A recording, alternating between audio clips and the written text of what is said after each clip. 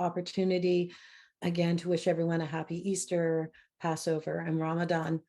And welcome everyone, and thank you for joining us today. I'm Reverend Tamara Rossander. Still strange to say that Rev in front of that, but it's the time. So as a representative of CSL White Rock, I recognize that I'm a settler on this land, and I'm grateful and honored to live and operate on the traditional and unceded territories of the Coast Salish peoples. And I know that other members of this gathering are working and living in other traditional lands of many other Indigenous peoples. So as CSL White Rock is committed to a vision of a loving, vibrant world that works for all, we're committed to uplifting Indigenous voices, respecting traditional lands, and working with our communities towards reconciliation. So that's a perfect opportunity to talk about the show that Nathen is doing in regards with, it's Andrea Maynard, I believe, and talking about, it's called, can you say the name again, Nathen? Yes. Rubaboo, which is the Métis word for soup or stew. And so it's a mixture of stories and song, and yeah, it's just enchanting. Please come. Yeah, so yeah, you're playing there for another 25 shows. So you Yep. have lots of opportunity to go and see it. So that's excellent. Thank you, Nathen. And see The piece that I did, I'm opening, was created and recorded by Michael Stillwater. It's very important for me that everybody gets acknowledged. This second song is Asking for Grace, and this is a song by Janice Stanfield.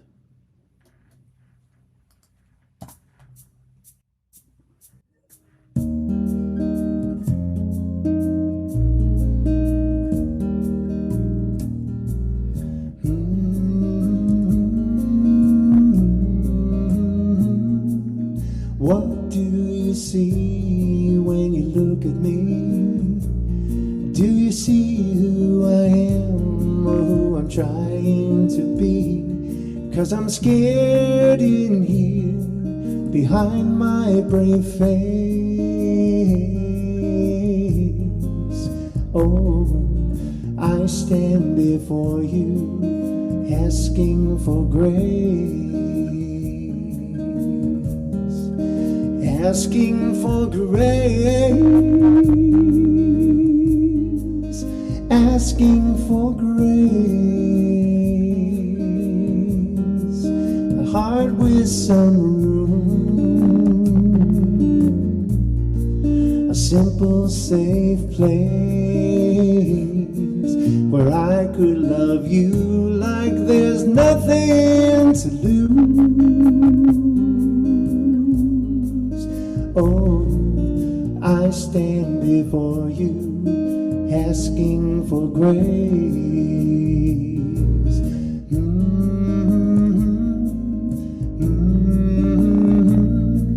Could you keep the faith if I need some time? Just a chance for my courage to catch up with my mind.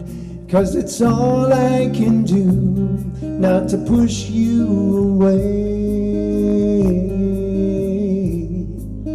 Oh, I stand before you asking for grace. Asking for grace. Asking for grace. A heart with some room, a simple, safe place where I could love you like there's nothing to lose. Oh, I stand before you asking for grace. Some secret inside says that if I don't run, I will stretch like a sunflower up to the sun, up to the sun, asking for grace, asking for grace,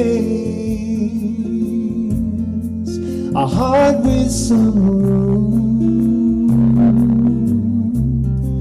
a simple, safe place where I could love you like there's nothing to lose.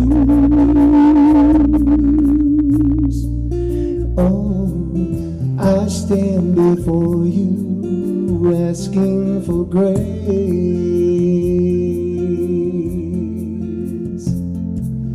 I stand before you, I stand before you, I stand before you asking for grace. I stand before you, I stand before you, I stand before you asking for grace.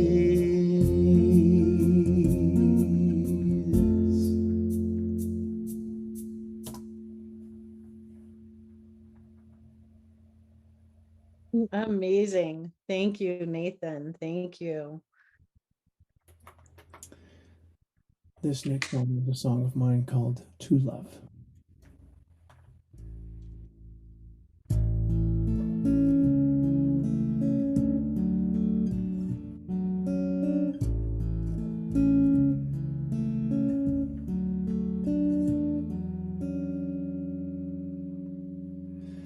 In this time and in this place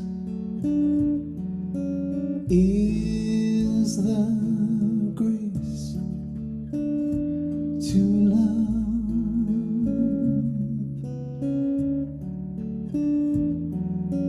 With these hands and with this heart, I can start to love,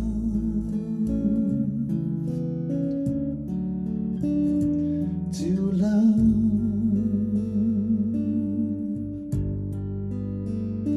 to love, to love.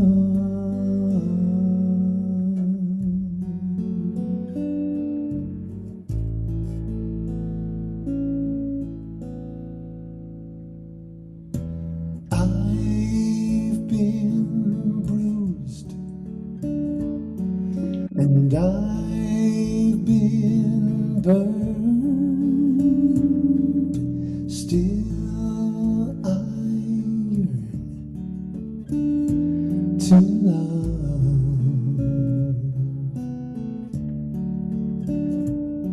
So I'll forgive and I'll forget, pay my debt to love,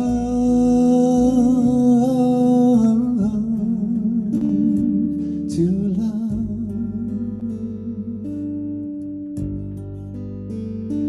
to love,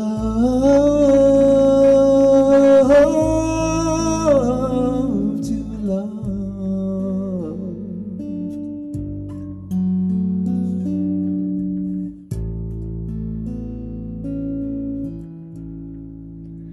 Because love is all there is,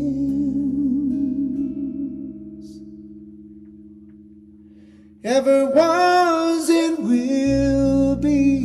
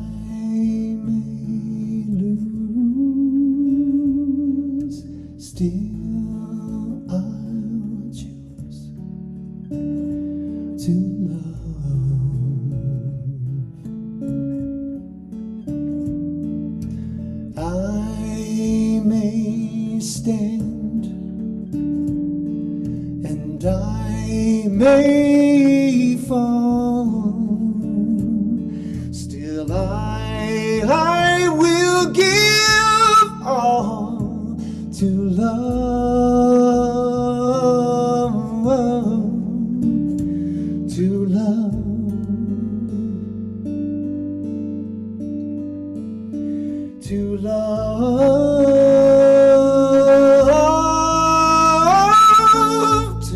love, to love.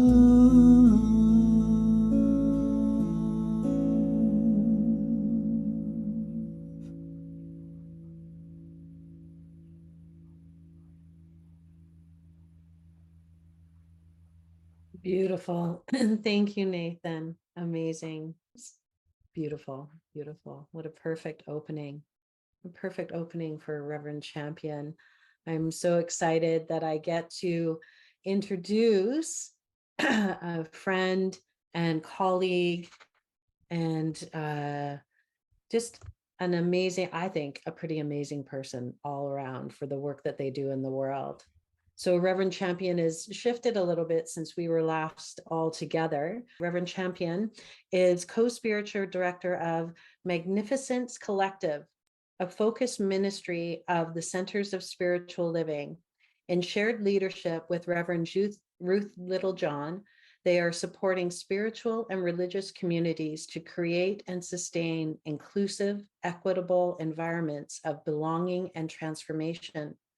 They're dedicated to divinely guided organizational change work, leadership, capacity building, coaching, training, small group facilitation. Their mission is to amplify our undeniable spiritual magnificence through the collective play and practice of spiritual truth. So I am so thrilled to have Reverend Champion back with us today. It is just my pleasure. I always find they're always on principle, always on principle. So welcome back, Reverend Champion. Thanks, Tamara. Great to be with everybody this morning. Good to see you, my home away from home. So as we begin, if you bring forth what is within you, what you bring forth will save you. If you do not bring forth what is within you, what you do not bring forth will destroy you. If you bring forth what is within you, what you bring forth will save you. If you do not bring forth what is within you, what you do not bring forth will destroy you. And for me, this is a really comforting sentiment for this time of the year. And hopefully as we move through this time together, that it will feel like a guide for you. It guides me, and hopefully it reminds all of us what is within us. What is within us that we're to bring forth? And that is the presence of the divine. And at this time of the year, we're in the time of Passover, Ramadan, and Easter. A really simple idea of what Passover is freedom. And Ramadan is the sacred month. It marks when Allah sent an angel to the Prophet Muhammad to reveal the Quran through Muhammad. And the revelation of this, which is an amazing act of guidance and listening, is known as the Night of Power. And Easter, which is derived from earth-based spiritual traditions, we celebrate new life, new beginnings. And in earth-based traditions, this is the returning of the light. And it's finding a new path, it's planting, it's fostering new seeds. And so we're in this moment where everything is coming forward to bring forth through us that which is already within us. It's the love and power, it's the abundance and beauty. It is all that the divine is, and it's already here, and it's already within us, and it's ours to bring this forward. And this is a time of remembering that, and of being called to a deeper expression of that. And the quote is actually from the Gospel of Thomas. And I know y'all aren't much of a Bible-based community, but the Gospel of Thomas is actually not in the Bible, right? It was suppressed, is one of the ways you could think about it. It was left out for whatever reason. But Thomas means twin in Aramaic. And Aramaic was the language that Jesus and his disciples spoke. It was the language of this area of the Middle East at that time, and it was the language of the working people. And Thomas means twin. And Thomas was the twin, not the biological twin, but the spiritual peer and soul friend of Jesus. And this gospel was written down. Apparently, some scholars say that the Gospel of Thomas was written in the days after the resurrection of Jesus. And it doesn't tell the story of the life and death of Jesus, but it offers what are considered the secret teachings of Jesus. It's about what Jesus was saying to his disciples. And I like to call his disciples his soul friends, which are spiritual advisors, peers, folks that he was hanging out with. And as I say that, I want you to think of, who are your soul friends? Who are the people you talk to about your own divinity, your own spirituality, your hopes, your dreams, your desires? So the Gospel of Thomas is 100 statements of the sayings of Jesus, and it's considered secret, but I think, and other scholars will say, that it's considered secret because it didn't make it into the Bible. It was suppressed by Constantine, the Roman emperor. And in 1945, this and other Gnostic Gospels were found in a tomb in Egypt. And there's a theory of two Christianities. One is of the Roman Empire that concealed these teachings because they didn't want folks to have direct access to our innate divinity. They didn't want us to believe that the power of the divine was within us. And it was a manipulation of our truth and our beauty. And the other Christianity was a spirituality that was learned by Jesus from his Essene family during the years when sort of no one knows where he was. There are these scholars who believe he was in India, and he was living with the Essenes, which are an ancient Jewish community with mystical traditions. And there's a certain number of scholars that believe that this early Christianity, this embodied spirituality of Jesus, is influenced and based in the teachings of the Vedas and the Upanishads, right? Especially the Chandogya Upanishad, which teaches thou art that, which means I am the I am. And that when we come to know ourselves, when we bring forth that which is within us, then we become to be known. This self-knowledge, we come to believe in our own divinity, in our own power, our own love, our own abundance. And so these words, thou art that, are reflected in this teaching of Jesus that you find in the Gospel of Thomas. And through the reading of this gospel, you realize who you are. You come into your divine knowing. And no wonder it was suppressed, right? That is so powerful.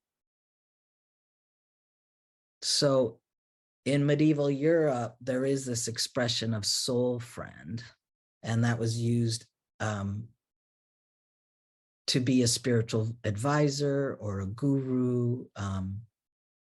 And I've come to think of Thomas the twin as a soul friend to Jesus. And this Gospel of Thomas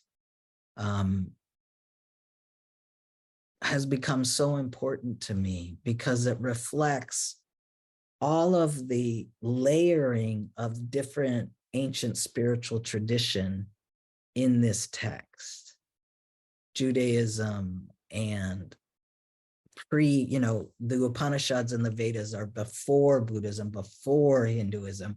So it's sort of like what Ernest was getting at, when Ernest Holmes, the founder of our philosophy, was getting at, the synthesizing of our access to our divinity is what he was really bringing forward for us. And what you discover as you read the Gospel of Thomas, what you're meant to discover is that you and Jesus at a deep level are identical twins. And that you discover that you are the child of the divine, just as he is. And I had so much fun preparing this talk that I was cured. And I also was like, oh, I want to go back to ministerial school. This is like the level of work that I was doing in school, and it was so fun. So, but really I was cured this week because I have been really sick. I've had a mysterious ailment that doctors can't really identify, that my acupuncturist and my naturopath are helping me treat. And it wasn't until I went so deep into this work that I started to really feel better. And the thing about this week is we're talking about vulnerability. That this is my creative collage of all of this ancient wisdom of Christianity, Judaism, and the Vedas, bringing it together to really say to you that vulnerability is the site of our divinity.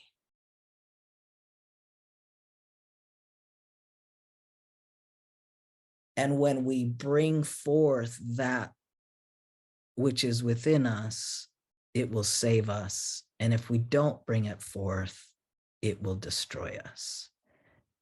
And I have been destroyed lately. And I believe it's my invulnerability that has me not feeling well, feeling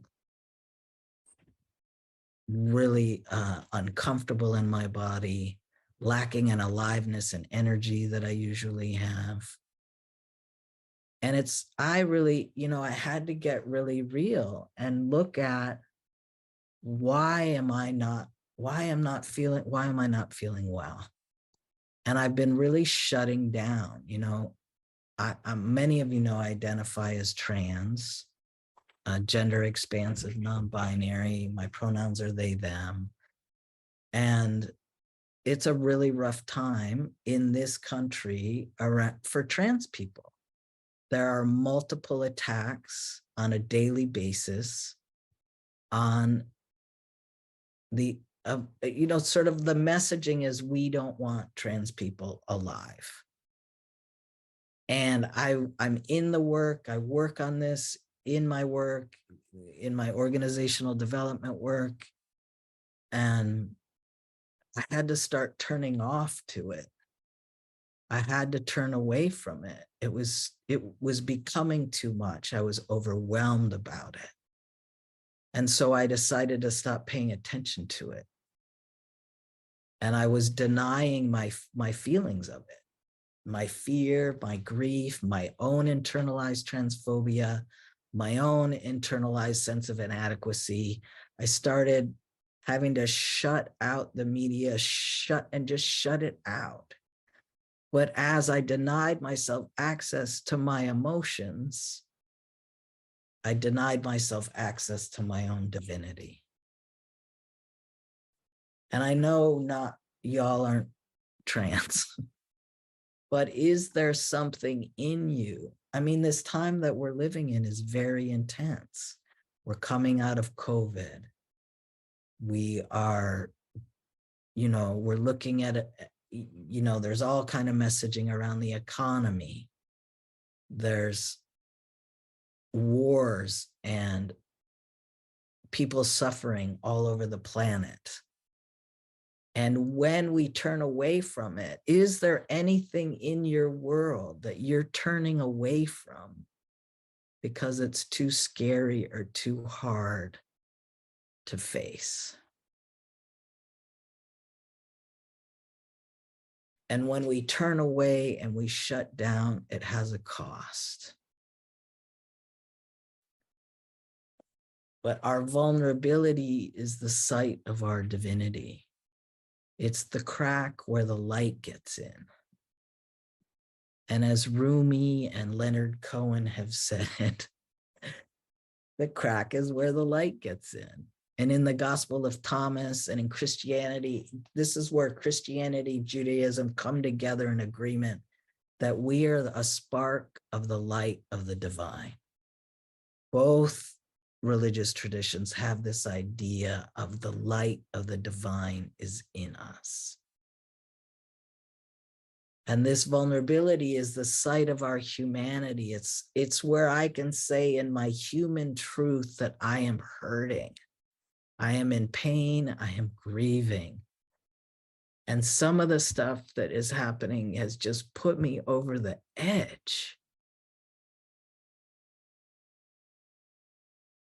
But unless I tell the truth to myself about it, I cannot call on the divine to support me through this. Unless I tell myself the truth about what I'm feeling and experiencing, if I try to shut it out, I'm going to shut out my own divine nature. And I need my divine nature right now so that I can be in community, in action, working with folks who are working against love. And choosing to be vulnerable enough to express our authentic selves is not always easy. And what I'm curious about is, can we be vulnerable with ourselves? Can we be vulnerable enough to access the divine power and presence that is within us? When we choose vulnerability, I believe we choose divine influence. Ernest Holmes said, "There is something within you beyond all doubt and fear, something which has never been limited by your acts or destroyed by your feeling. This is the only something that can make you whole." And this is that thing within us which we can bring forward to save us.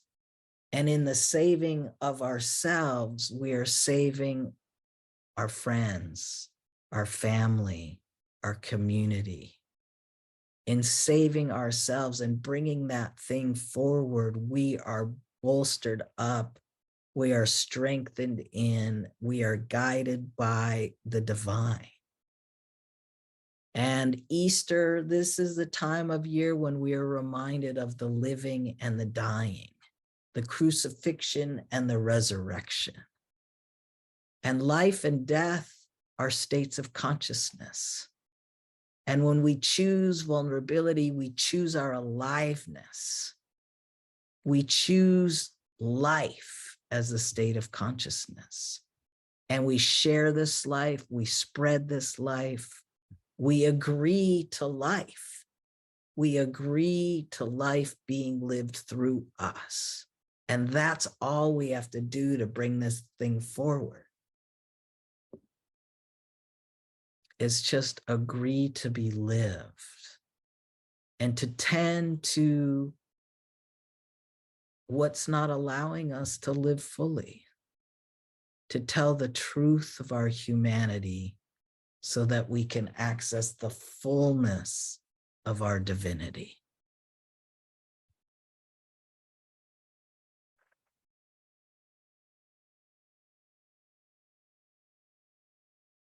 And so this week, what I would like is for you to tell yourself the truth of your humanity, to be vulnerable to yourself. And then ask the #1 life coach for support. Have some conversations with the divine. Make yourself available to divine influence. And call your soul friend or your soul friends and recommit to accessing and expressing your divine nature. Yesterday, I reached out to a friend of mine who I went through practitioner training with, and I said, come on, let's get back to it. Let's get back to a daily practice. That is for me, that's what it's going to take for me, is not just what I usually do, meditation and prayer, but something extra and in community. And so I'm going to go into prayer, and then we can do our QA. This is from the Essential Ernest Holmes. There is a pattern of perfection at the center of my being. There's a pattern of perfection at the center of each one of our beings, which is now operating through every organ, function, action, thought, and reaction. My body is forever renewed by the Spirit, and I am now made vigorous and whole. Our bodies, this body of CSL White Rock, is forever renewed by Spirit and is now made vigorous and whole. The life of Spirit is my life. It is the strength of my strength. I am born of Spirit. I am in Spirit. I am Spirit made manifest. And so just giving thanks for the truth that we are all one, that we all have access to life, to the aliveness of the divine, giving thanks that we are all available to divine influence, that we live it and breathe it, that is the activity of our days. It is the in and out of our breath. It's the beating of our heart. It's the step after step as we walk. Just giving thanks for the power and possibility to come together and know this truth. I release this word. I let go. I let the divine be the divine in my life. And I anchor this prayer with Ashe, Amen, and so it is.